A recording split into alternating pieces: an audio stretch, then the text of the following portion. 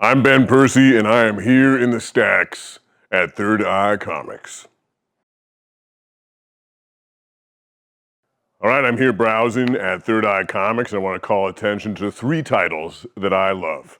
The first among them is Swamp Thing. There's something about those Vertigo books, right? They're the HBO of comics. And I have a special fondness for this title, in part because of the literary quality of the writing, but also just like the way that there's like almost this shaggy, fecund style to the art that feels like the swamp itself is seeping into the pages.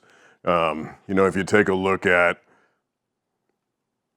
moments like this one, it really blew my mind early on as like a high schooler, recognizing that you could break panels in ways that were unexpected and develop like a more organic style, I guess you could say. So in moments like this, moments of cataclysm, as these flies sort of enter the panels and violence takes place, things shatter. And in other moments when, the Swamp Thing is oozing into some bog, the panels have almost like this drippy quality to them. But the overlying reason that I love this is just the way that, along with Tales from the Crypt and the Vault of Horror, like it triggered that horror head of mine. And I was able to experience, not just humanity, because there's like a deep, soulful humanity to these pages, but also fear. Like this book scared the hell out of me. And I'm very glad every time I return to Alan Moore's Nightmare. Another book I want to point out is this one, Black Monday Murders. I worked with Jonathan Hickman on the X-Men titles. I was able to write Wolverine and X-Force during the age of Krakoa, and somehow made it to 50 pages each, and it's all thanks to this dude, Jonathan Hickman. And it's not just that reason that I'm shouting him out now, it's because he's a force. And he and Tomm Coker got together and built this cryptic comic. The thing I love about Hickman's work is that it's not just the art, it's a kind of codex, of prose and puzzles. So as you move through it, you encounter pages that you're meant to decipher, that make you pause in the flow of the story. And I don't know if you've read that novel, House of Leaves by Mark Danielewski, but that book is like a treasure hunt of its own, and that it's footnotes inside of footnotes inside of footnotes. And you're exploring this house, but you're exploring other people's research on the house. And sometimes you're looking at photographs, and sometimes you're looking at pages where you have to turn them upside down in a mirror to even figure out what they're talking about.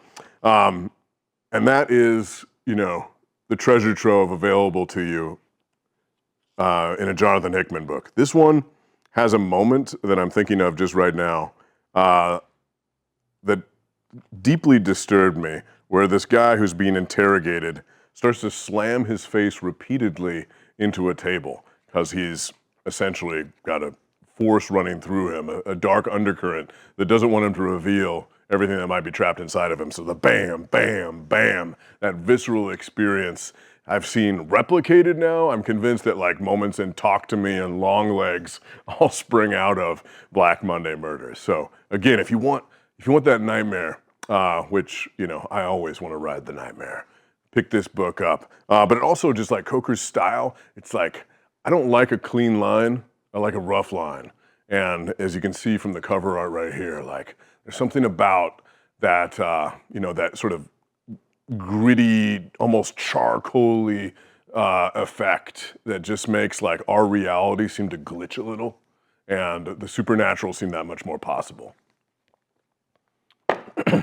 Last book I'm going to talk about is one of my favorite books, period, when it comes to books or picture books. And that is, my favorite thing is Monsters. There's volume 1, there's volume 2. They're both quite brilliant, but if you take a look at the way in which she's writing and drawing this, it's in a notebook. There's no book-lined paper. And sometimes it's prose, sometimes it's art alone, but you can just see like the intense detail of this cross-hatching in pencils. So that despite the fact that this has a kind of schoolyard feel at first, like it's exalted at the same time. And it's a coming-of-age story. Coming of age in Chicago. And it's a story about somebody realizing their sexuality and their place in the world, but it's also a story about murder.